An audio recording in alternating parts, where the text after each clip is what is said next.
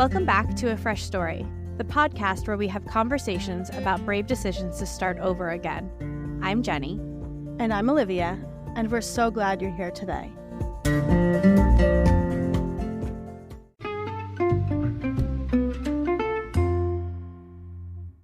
So we are back with friend of the pod, who now has his own podcast, Mr. Rob Abney. And truly, like, every time you come on, we have such a great conversation. So we're thrilled that you're back here today. And the three of us were kind of brainstorming what we wanted to talk about today. And I think this is going to be an interesting conversation, especially because there's been a lot of life updates from everybody here, I guess, since the last time the three of us brought our minds together. So, Rob, why don't you just give us like a little update on what's been going on with you in the last couple of months? Yeah. Well, first of all, don't put that much pressure on it because this could be amazing or it could fall absolutely flat. You know what? Either way, I've we love never you. had a bad conversation with you. Now, it hasn't been that many conversations, but I was just going to say, like, what are you counting this against? Over 20 years, it's been 6 or 7, but, they're always good. Yeah, no, I think right now I just launched, not even just launched, it's been 5 weeks, 5 episodes, or actually 6 weeks. I took a week off, launching my own podcast called Give It Time, which I would say is between you guys and my wife. You guys get the credit, because I wasn't going to do it. And you guys were like, you should do it. You should write a book. And Jen was like, they said you should write a book. I said it first. And I was like, well, what's the middle ground of that? Putting out a podcast that is essentially this, like, somewhat fun banter, with no real plan, just kind of going into it head first and seeing where we end up. But it's about parenting, relationship with our significant other. Me and Olivia obviously did a divorce episode, but we've done a children with special needs episode. Just launched a episode today about mental health, postpartum depression, postpartum anxiety, dealing with kids who also have autism and anxiety. And so it's been a fun time of relearning about people who I've known for a few years, a lot of years, my whole lives, and just their stories, or allowing them to share their stories for the public to hear. So it's been a really interesting past couple of months of having these conversations with folks and learning new things about people who I thought I knew everything about. I have a question for you, Rob, about the podcast. You also have a background in marketing. And I think one of the interesting things for us with our podcast and starting our podcast was like looking at every episode and every story, right, with a different kind of marketing perspective. Do you find that a little bit when you're doing your podcast too? Oh, for sure. I think the funny part is, as soon as the 9 to 5 shuts down, my marketing brain turns off. And so, and I become someone who has no idea what marketing means and how you do it. And so as I go through social and create stories and reels and all these other things that traditionally I coach people on how to do, I'm like, how do I do this? Like, how do I spin this? And just the nature of the topics have gone, when the first episode was me and my wife, like, I had fun with it because, like, what's she gonna do, get mad at me? And so made fun and light of the conversation we were having. But as I started talking to other people, where they're essentially trusting me to frame their story on their behalf using their words, there's so much responsibility and accountability that comes with that, that my anxiety flares up immediately, because it's just the fear of saying the wrong thing and framing it incorrectly, misspeaking, making light of something that probably isn't funny, or the other side of that, not making fun of something to give it that levity that it needs. And so I think in putting together social plans and marketing plans, it is very difficult. And the other end of that is, I think I have something amazing, and I have to figure out how to get other people to see the amazingness in it in a 90-second clip or a 20-character sentence. And that I've realized that I have to take the pressure off that and realize why I was doing this. It was more for me just to talk to friends and share information, and hope that eventually someone will catch it and share it, and we'll take it from there.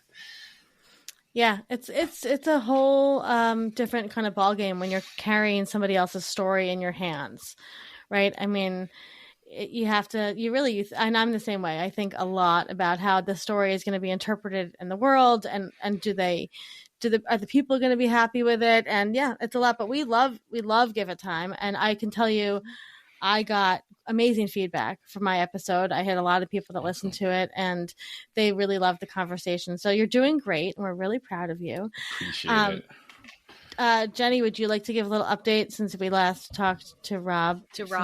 Well, I think Rob came to co-host when I was out because I took a week off when I got married. Yep. Who does that? Yeah. Jesus, you have commitments. Which was in September. Rob co-hosted on L'Oreal's episode with me. Yeah. And so that was my big update, which sort of gets us into the topic at hand today, which we were going to talk about the honeymoon period, which we're right now talking about our honeymoon, which I'm overwhelmed by. I'm not good at planning trips. You haven't gone yet? No, we haven't gone yet. We took a week off. Like, we both took the week off directly after the wedding. And we got married in Edinburgh. But we went and we rented an Airbnb sort of up by the water because we were going to get married up by the water. And I'm really glad we did that because I think it just made it feel like a little bit special and different. And I mean, I don't think I have to explain why that was special, but it was really lovely. And we got to sort of go to restaurants that are in our locals, and, you know, it takes you out of your everyday day. And then we took the next week off and we just like went on a hike and went out to dinner and, like, you know, just sort of were together. And I loved that. And that was great. Here's the thing. I'm a really bad sleeper. And I don't like sleeping away from home. Like, so the night before the wedding, we rented this Airbnb and it was a 2-bedroom and I didn't sleep. Like, and I just didn't sleep. Which makes sense, right? Like, you're excited and stuff, but I also just like couldn't get comfortable. Like it wasn't right. Like, I was too hot. Like, it was just bad. And so I love the idea of going away, and we will. We want to go someplace warm, and no place is really warm right now, like in the area. Yeah, you know, because it's February, and by area I mean like Europe at large. And so we kind of just want to make sure that when we're doing it because it's like exactly what we want, and not because it's like the time, you know, like, oh, we should do that. And also I want to make sure I'll be able to sleep. I'm so nervous I don't like sleeping away from home. I like our bed. That's the literal honeymoon. What about because technically you took a mental honeymoon, right? Yes, taking that week off and kind of just being in your bubble. Which, what am I? I'm 13 years removed from that. Our bubble was 13 years ago. I want to get into that. Yeah. We will. And so for you, like, I don't remember. Well, I kind of remember my honeymoon when Facebook reminds me every year. But for you, because it's so fresh, like, what was that? Was there a realization that, like, now it's officially us?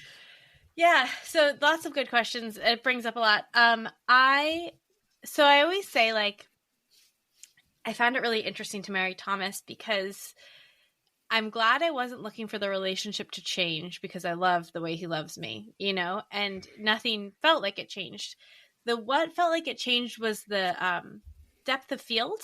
Like, when you have a lens, when you have two lenses and you kind of like are clicking them together, it felt like the depth of field changed. Like, suddenly there was this understanding that, like, even though we'd said for a long time, like, we're always going to be together, we're not, you know, you're it for me.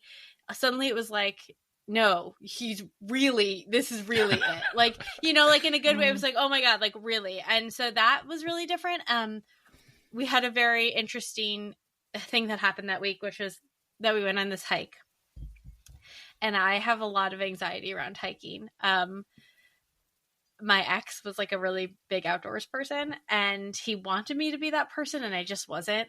And it was always really, like, we would go on a hike, but then, like, he would hike away like faster than me, which like now I know that like people are like, that's very bad etiquette in the hiking world. Like it's very, very bad etiquette. And he often like would have the water too. So I'd like, and like he would like wait for me, but he would like hike away from me and then like wait for me. And then I'd have to get to them and we'd go hiking with other people. And it was fucking miserable for me. And so Thomas and I decided to go on this hike, and I was a little anxious about it, but we've been talking about, Olivia, how long have we been talking about going on that hike? Probably months. I think you were saying like a year. So when I was here back before we got engaged, we've been talking about going on the hike, and every time we'd plan for it, we'd make sandwiches the night before. I wouldn't sleep.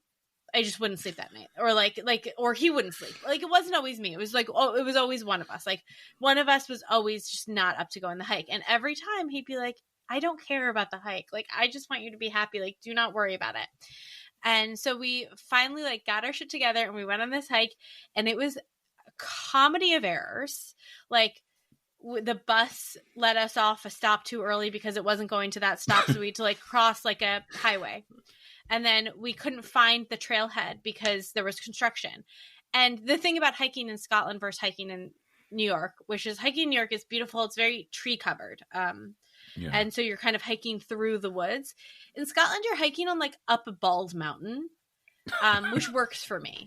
It really works for me because my anxiety is that I'm going to not want to hike anymore. And then it's going to be like, you just got to keep going. I mean, when I was with my ex, we did like, when I say I hiked, like I did like weekend long hikes with a backpack on where we stayed in shelters. Like I was down. I'm so sorry. I'm so sorry. The level of bad news bears that comes like is bling out in my head right now. There's no world in which I ever do that. There was one time when we were out with other people. It was like a group of people, and we get to like the shelter. So we was like this one trip we stayed in these shelters, and it was like not cheap. It was like, I don't know, $120 a night to stay in a place, and they gave you dinner and like a hostel bed basically. And we get there, and it's literally just a 45-degree angle of rocks in front of us. And I'm like, and then they're like, that's up there. This is the last scramble. I'm like, how the heck am I supposed to get up there? I just kept thinking to myself, like, my ancestors left Russia so that I didn't have to do this. And I felt so bitter and so angry. So you know what else is $120 a night and all inclusive in the Bahamas? Exactly. I'm like, well, I'm putting a lot of money to be like dangling from a cliff. No, exactly. No. What all I hear right now as you talk is you brought baggage to your bubble. That's all I hear. The baggage I brought to the bubble and to this hike in particular. So we get there. So we can't find the trailhead, and we finally find it, and I start having a panic attack. Like immediately I start having a panic attack because I have charted a route on my phone through like all trails. And this isn't the route that I charted. And I don't know what the route that is in front of us is. What a metaphor, by the way. What a metaphor. Right? By the way, I can see the route. It's not hidden. You can just go like that and you can see it. It's there. And if at any point I wanted to stop, we could turn around and stop. No. So right at the beginning of the trailhead, up this bald, like not even a mountain, honestly, like a knoll, I start like having a real panic attack. And Thomas is right there with me, and he's like, he's with me. This is who I've married. He's with me, and he knows how to handle me when I have emotions, and he knows how to be with me. And we talk it through, and he's like, we can go home, we can do all these things. And I was like, no, let's do it. He'd also that day been like, let's bring our waterproofs. We should bring our waterproofs. It wasn't supposed to rain, but let's bring our waterproofs. So we set out. We're about, 3 minutes in, and it starts raining. We pull out our waterproofs. And then it just gets worse. The weather just gets worse. But it's at this point, like, it's easy with him, right? So I'm having fun with it. And then his hiking boot breaks. And so they're old. And they were old. They don't exist anymore. So, like, it's, like, kind of like a tongue. Like, the sole is, like, flip-flopping around. And so then I'm like, oh, you know what I have? And my thing is, like, I'll do anything for a sandwich pretty much. Like, I love food. And so we had these sandwiches. So we're like, okay, well, it's raining. Maybe we'll just take it easy, whatever. And the hiking boot breaks. And I was like, we're like, we'll just go find some place to eat. And I take a rubber band, like one of my hair ties, and I fix his boot with a rubber band. So it's just like holding there.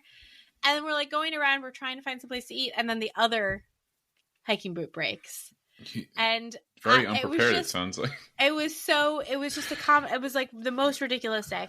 So, but what it ended up doing was it gave us this reason that we couldn't keep hiking. We ended up hiking, like, it wasn't insignificant, maybe a mile and a half or something. And we had lunch, and it was wonderful. And we, sat in sort of this protected area, and we had lunch.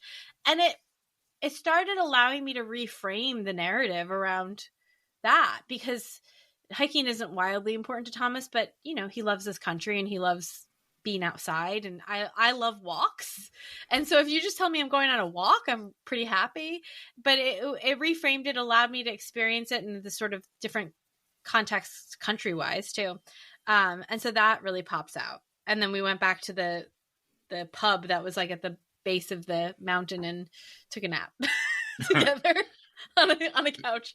But it was, so we did a lot of stuff like that, and just like went out to dinner. And I love being in a bubble with him, and I loved not working and just like getting to, we played a lot of poker but stayed up late and listened to music, which is kind of our favorite vibe. So yeah, well, that's cool, because I hear I hear so many metaphors and everything you just said, right? Working together, seeing the bright side. Like, there's so many little pieces in there that I think, I don't know whether it's fortunate or unfortunate, but that you witnessed them very, very quickly into your marriage.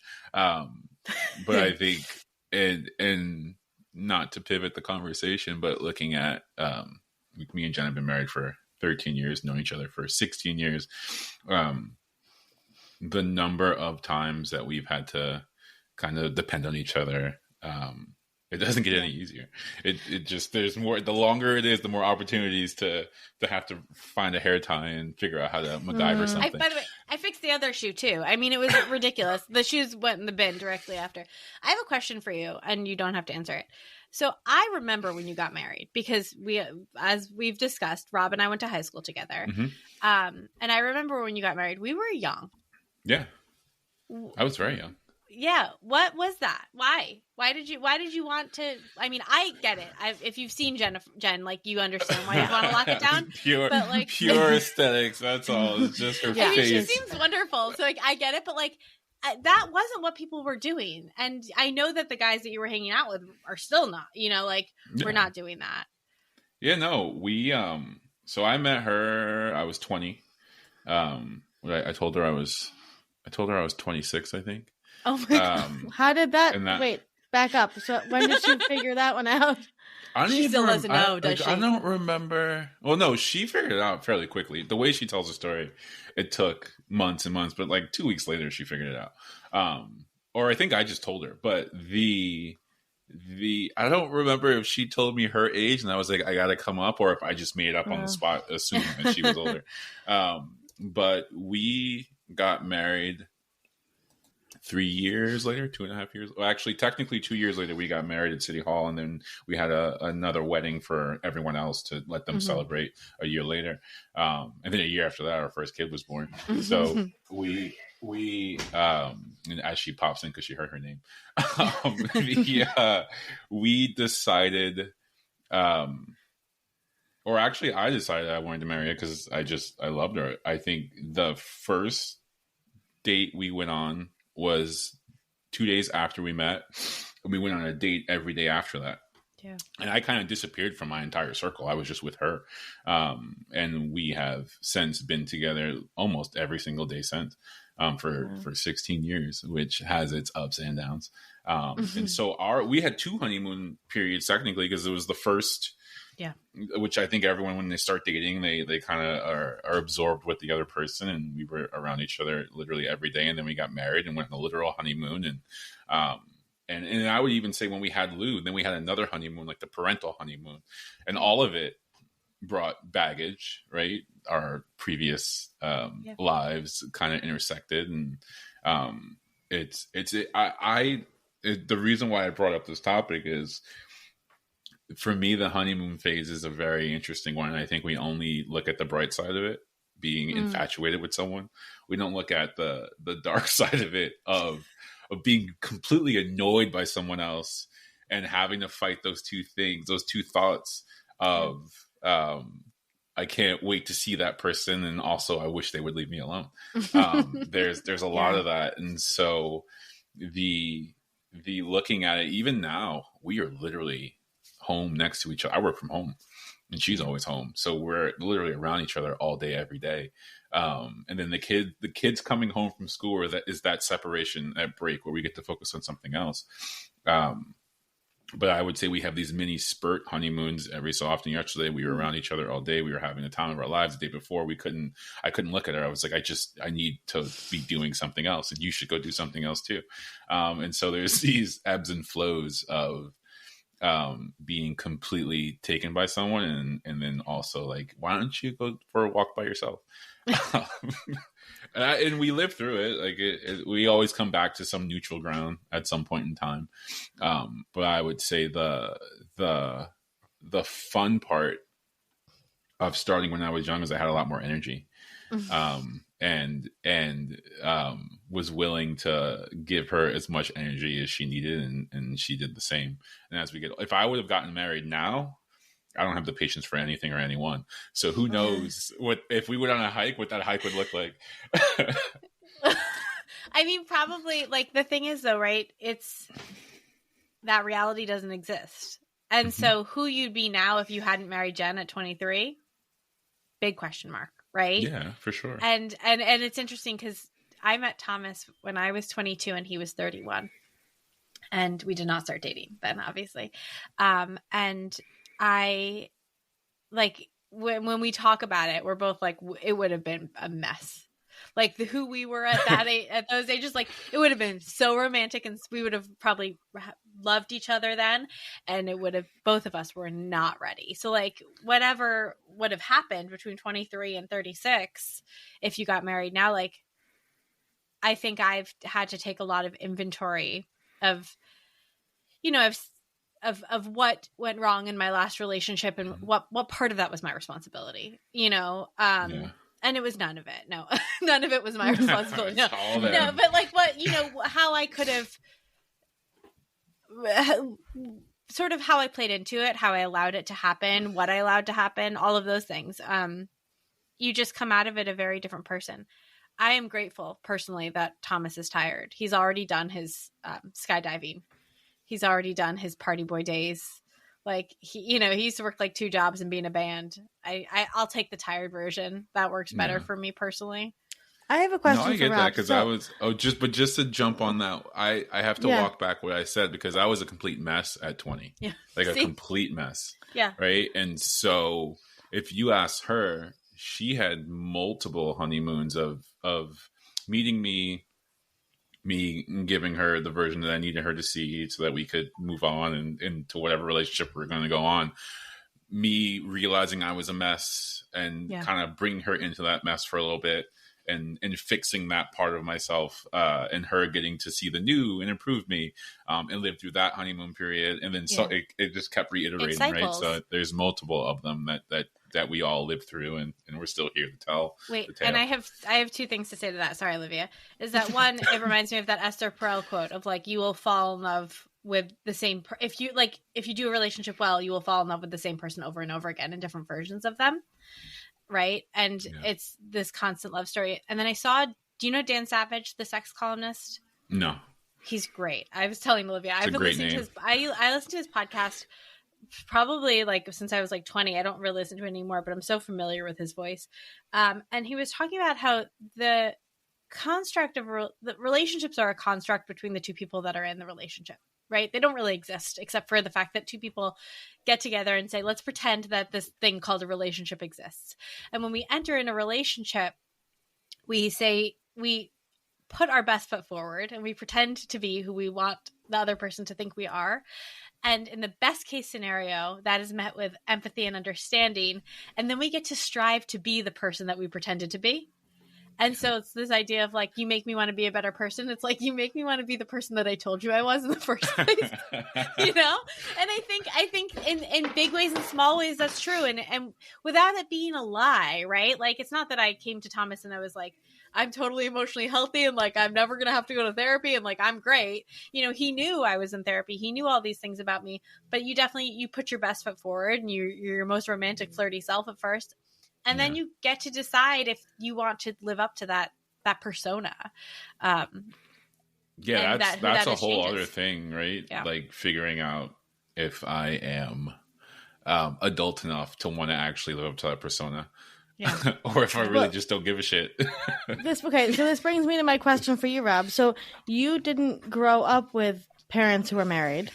Mm-hmm. So what was it at 23 that you made the connection between I love this woman and I need to marry her, right? Because you could have just lived together. You could have just kind of like dated. So what was that hook, you know, that was like, this is the thing I need to do? I have no idea. I didn't, because it's not like I dreamed of like getting married, having a family, because I didn't see marriage and all those cliche things. I'm more, not to like put a weird damper on it, but it was kind of convenient. I was with her all the time. We lived together. We had an apartment together. I had my brownstone, which was down the road, and she could walk to my place. I could walk to her place. We did literally everything together. She was there for my graduation. I think we were about to get married after my graduation, which again, my mom had no idea and no one really knew. It was just us. Wow. I knew that I wanted to be with her. And so we cemented it with a city hall marriage, and one of our good friends was there, and it was ours for a year. Like literally no one really knew. They knew we were engaged. Like? For me, it was difficult because so I had a wedding ring, and when we would go out with certain people, I would have to take it off. Right. And you always had to like remember who we were with and who knew what. And that side of it was exhausting sometimes, and making sure that we didn't slip up and say the wrong thing.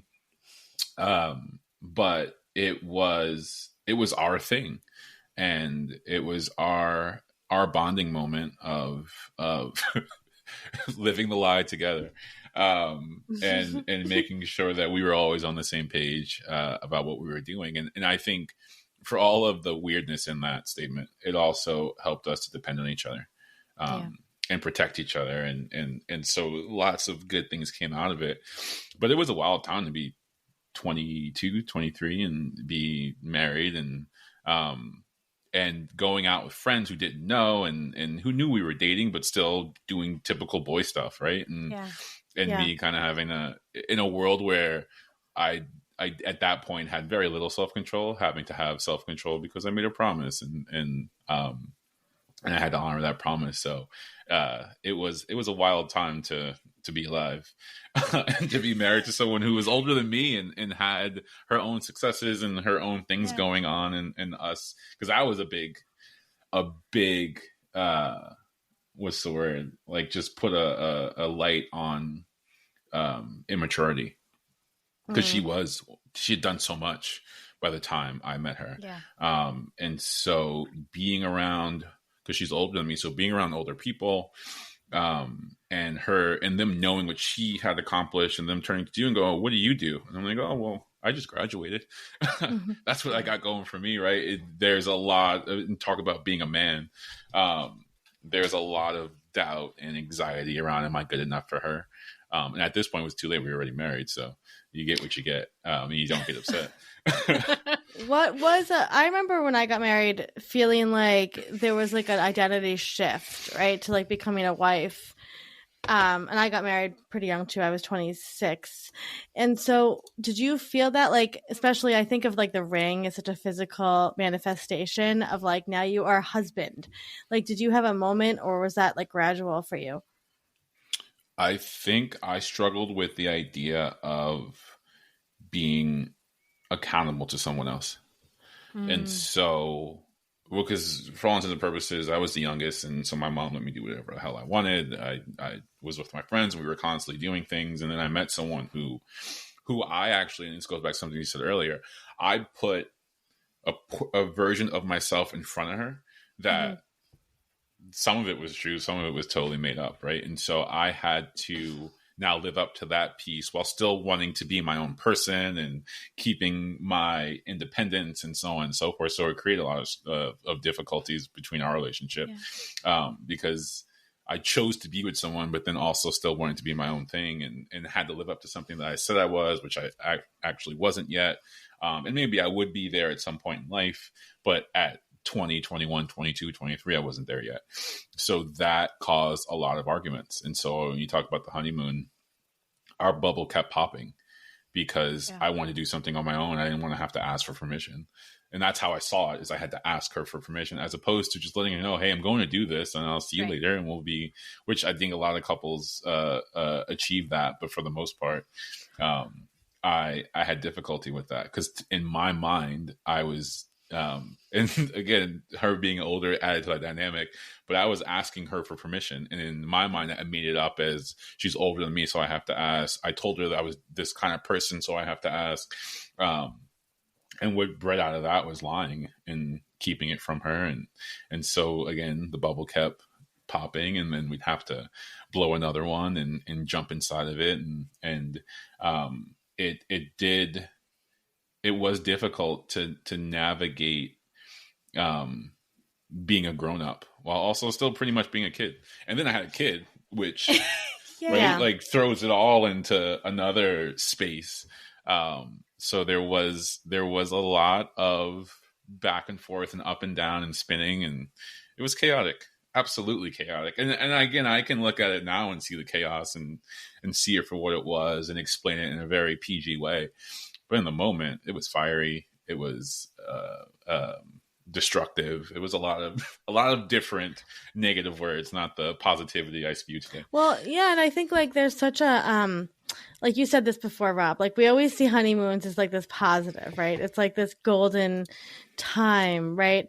But there's a side of honeymoons, like you said, that it's like the bubble bursting, and I definitely experienced this.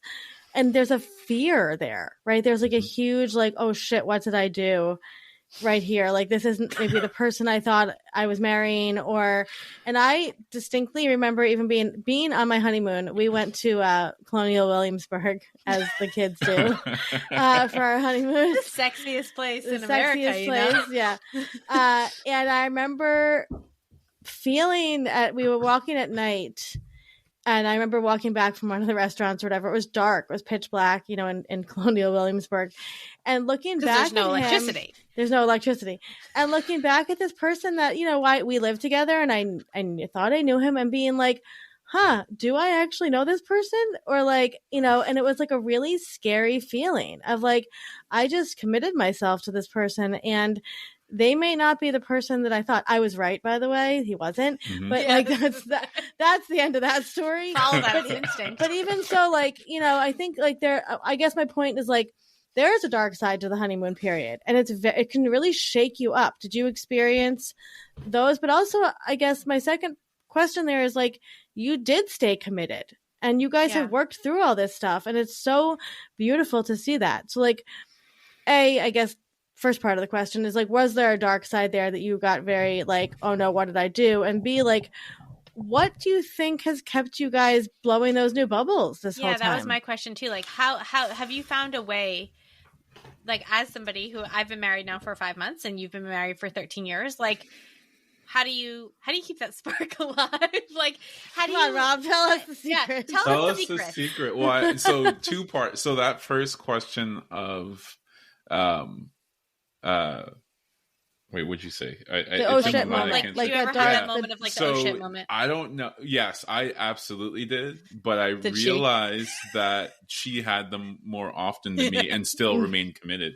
because I was the one screwing up, right? Wait, is Jen there now? Can we ask her if she still has them? No, I'm just kidding. How has she still not been on this podcast is my question. I need to figure that out. And every time we have these conversations, I'm like, shit, did I say too much? She's going to get so mad at me. The email's going out to her later tonight. She needs to tell her side of it.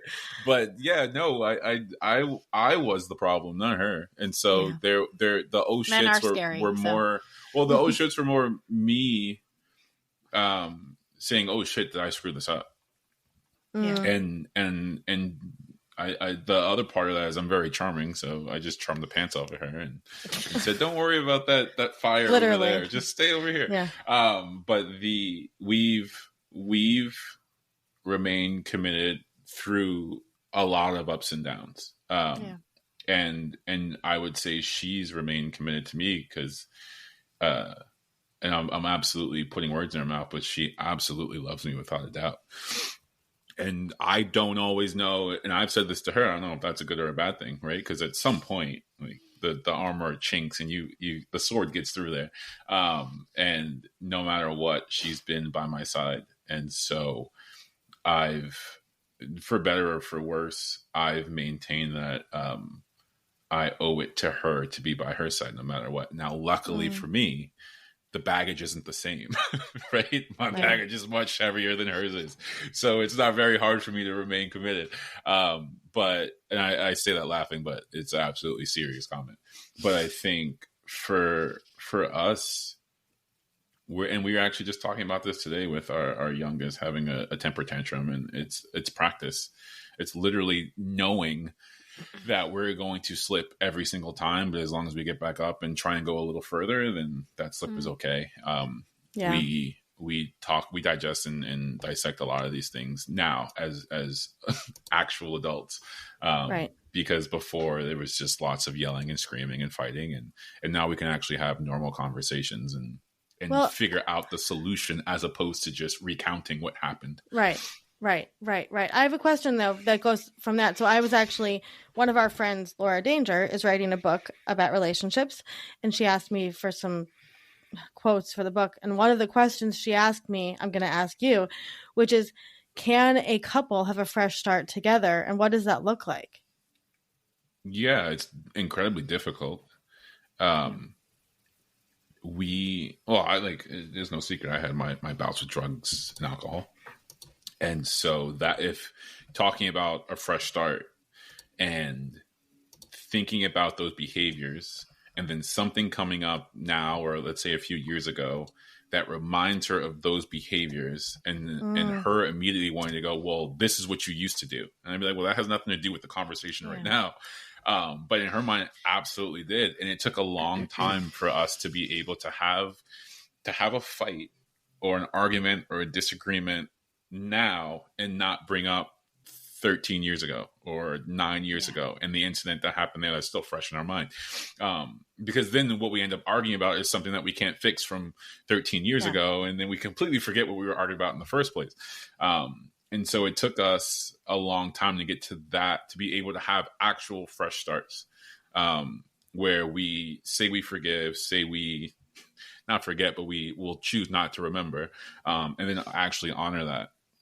And me, I also am very analytical. And so even a look she would give me, I'd be like, oh, you're thinking about that time. And she's like, I don't even know what you're talking about. But we would just kind of create these things out of thin air and get nowhere with them. And I think now, and again, in our 16th year, we're finally figuring out how to have a disagreement about the near and now and solve the here and now problem and not even worry about the things that happened a decade ago or longer. That was the thing that I was most grateful for when I, like, not most, but like relationship wise, when I left my ex, because we were together for 10 years, my ex and I, which is a long time. We were from 23 until 33 for me. And to be able to like know that I would walk into the next relationship and I wouldn't have to be like, I'm not going to do that thing I did when I was 24. Because Thomas doesn't know the thing that I did when I was 24. You know, I got to start fresh. That was really, that becomes a lot of weight. And so the ability to release that baggage together and say, we're not going to do this together. That's I think, very important, because otherwise you're just going to end up carrying too much weight together as a couple. Yeah, it's hard in real time. To move forward. It's not a foolproof plan. Like there are moments of absolute weakness, and again, when we get into it's hard to be in something and pull yourself out of it. Like having a third party in a room and say stop and be in the middle is always, the referee is always awesome, but that doesn't happen in real life. And so it's one of those things where we have to go through it, and then once we go to our own corners and take deep breaths, we come back and we try and have the conversation that we were trying to have the first time. We were just talking to Ray in Boston on the podcast. By the way, you should have her on your podcast. Yes. Yeah. You guys would connect. She's amazing. But so I bring this up because she was talking about how she was with her husband for a long time, and she was at the brink of asking for a divorce. And we get obviously a lot of people who come to us at that contemplation phase. And marriage doesn't always have to transition to divorce when it's not good. There is a way back. And so what do you think it is? And she did with her husband. She basically said to him, like, this isn't working. And they immediately, she said he gave up drinking. He decided to, because he wanted to make it work with her. What do you think it is about, and it doesn't have to be about you and Jen in particular, but like, what qualities need to be there in order to like want to make it work with that person that you committed to? Because some marriages don't end that way, and some, like, you can have that fresh start together. Well, I don't think it's specific to marriage. I think it's specific to relationships. And again, I'm dealing with this with our youngest, where I looked him up and said, what are we trying to accomplish? Right. And I think that I had a philosophy class many years ago. It was the one credit I needed to graduate. And it was a logic philosophical class. So it's all about defining the problem. And essentially it was proofs. It was like algebraic proofs, but you're writing them out. And so step one was always define the argument. Like, what in God's name are we talking about? Yeah. And then what are we trying to get to? And as long as you can get those two things in sync, everything else falls into place. The moment you don't describe or define the conversation, the moment you don't describe the language and make sure that you're both saying the same thing or defining the same thing, it all goes out the window because you're having two different conversations. And so that idea of, it's a modern family. What's the plan, Phil? Right? Like, is the moment you figure out what you're actually trying to accomplish, everything else falls into place. And you can say, well, I don't want to do that. And if you don't want to do that, then obviously go your separate ways. And if you can commit to those things, and again, it's so much easier to say it out loud than it is to actually do it. Like, I can sit here and spew philosophical thoughts all day. Putting it into, or implementing it and putting it into practice is a whole other ball game, and extremely difficult. And again, it's taken 16 years to kind of get to the spot that we are, and still have another 16 years to go to make it actually foolproof. And I think sometimes you speak different languages. I mean, something I've learned kind of in my practice of communication and neurolinguistic stuff is you literally speak different languages. And that's what like internal family therapists, like internal family system therapists do, is they translate for people, right? Because like you might say, I hear you. And then your partner says, but I understand you. You're saying the same thing, but it's not processing as like the same language. And so, and even so how much you let it out. Yeah, like we got into a big argument on Thursday, and it was massive. And it was my anxiety took over, and I just started going crazy and ramping up and saying things that had nothing to do with anything. She said something, and I just ran with it, and she didn't even mean what she said. But we were speaking two different languages at that point, and it took her sending a message and saying, "Look, I'm sorry for what I said, and I couldn't take it back. It came out, but now the moment has passed, and I'm apologizing." And then I had to give my whole spiel, and actually I apologized first because I was more wrong than she was. But that, something I would have never done is see where I went wrong and apologize for it. And then the other thing is have that conversation with you guys out loud, right? It's just now as I get older, I don't necessarily care about the judgment side of it. And I think, again, the whole point of my podcast is putting it out there so that people can learn from each other's mistakes, learn from each other's successes, and see what they can implement and steal from each other and put into their everyday lives. I'm finding more and more how important that is. And so having like short of being given the actual details of what we were arguing about, which now I can't even fully remember if I'm being completely honest.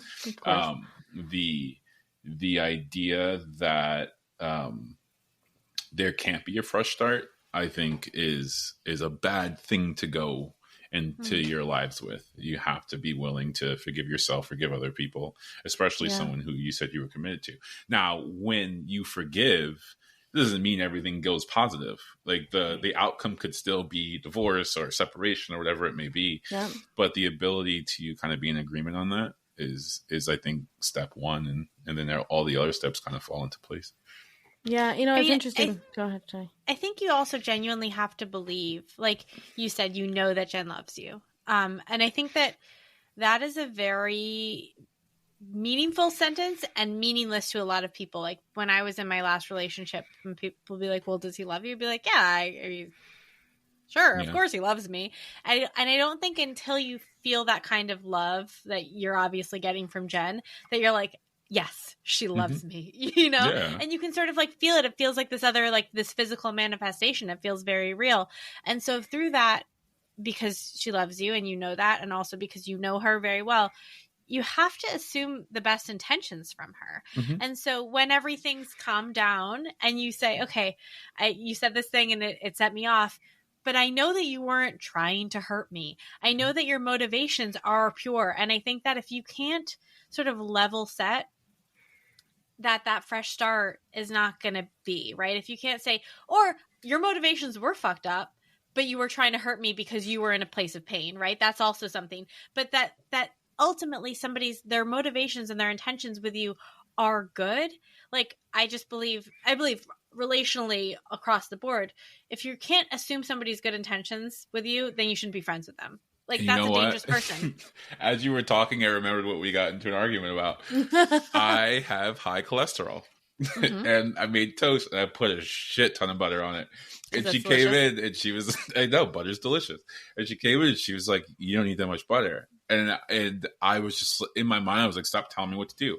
And and I don't remember what I said out loud, but she then got loud and was her anxiety was, I'm gonna die if I eat this butter. Right. I'm she gonna doesn't want you to die. Right? Her And motivation is she wants you to stay alive. Yeah, exactly. Right. Well, I took it as like, stop yelling at me, and stop telling me what to do. Stop controlling me. Stop making me feel old. Stop making me feel like all it's of funny. These things. It's so funny. As we're talking, the relationship that comes to my mind that I have learned the most in is my relationship with Jenny. And, I think that Jenny and I, we have learned a lot, and over the years, especially working together and virtually, to manage. We definitely have our 4 fights a year or whatever. I wouldn't even call them fights. 4, because not usually 4. It's maybe about 2. 1, 2. Yeah, but I think so much of it is what you said, Rob. It's like usually it spirals from anxiety, right? Like, I'm not taking care of myself, and then Jenny's like, you need to go rest, and I'm like, I don't need to rest, don't tell me what to do, right? Or whatever it is, or money scarcity or something like that, right? And then so much past stuff comes up, but we've had to really work through that, like, what is the actual problem here, right? What's the solution? And I think, like, so much of this is, like you said, Rob, it has nothing to do with husbands and wives, or wives and wives, or husbands and husbands, right?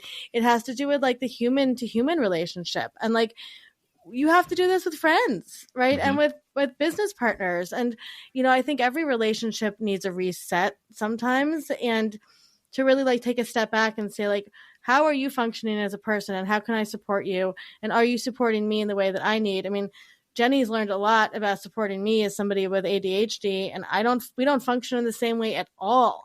And I've had to learn to, like, figure myself out so we could have productive conversations and things like that. And so, but I think because I know she loves me, right? It's the same thing. Because I know that it's a safe space, no matter what, there is a solution that's going to be found.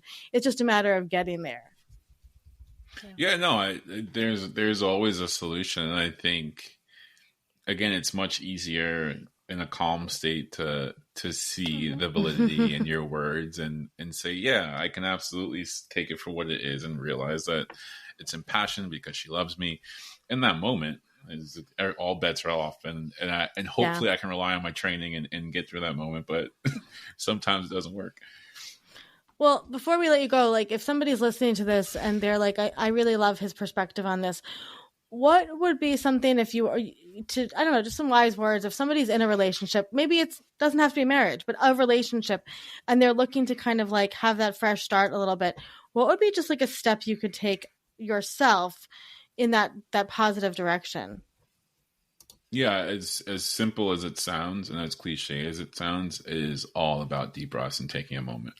I think as someone who is as analytical as I am and who thinks and takes pauses between words to make sure I'm saying the sentence right, when the switch goes off, I say everything that comes to mind, and it comes out very quickly, and there's no pauses, there's no ums.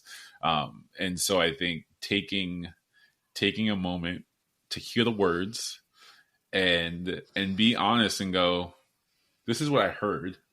This is that what you said, right? And giving someone an opportunity to say, no, that's not what I meant. This is what I actually meant, is a great way to start. It takes a lot of practice. I still have not honed it in my personal life. In my professional life, I have the ability to sit there silently and hear everyone because I know what I want to get.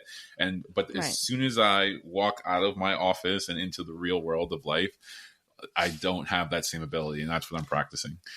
You know, I think it's so scary too. Like the thing that I say is the story I'm telling myself is that, and that's like, that reframes it. It's not you did this. It's the story I'm telling myself is this. Mm-hmm. But you have to feel so safe in that relationship, because I know that I've been in relationships in the past where if I said that, they'd be like, oh, here we go again, you know, or something like that. And now I've been vulnerable after whatever after whatever rupture we've had.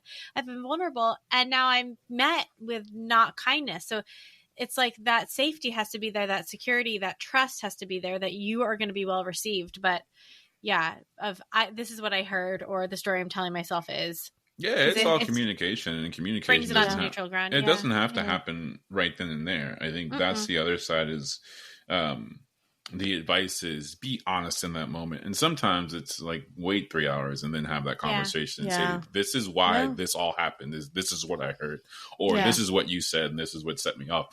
We tend to apologize. And Jen actually sent me something that talked about a real apology.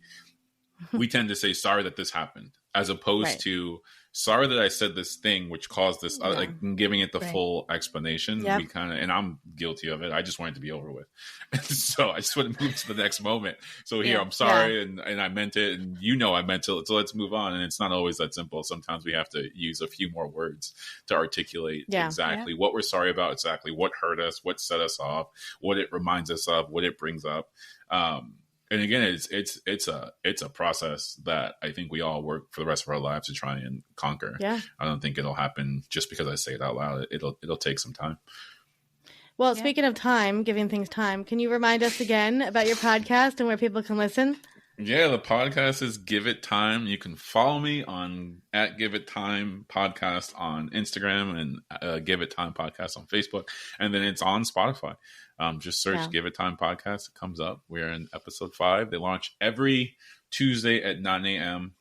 God willing, but that's the goal I set for myself, and we got a number of them coming up. Yeah, and they're amazing conversations, really deep and thoughtful and insightful. So I know people will love to listen to them. Thank you, Rob. As always, we love having you here, and this was an awesome conversation.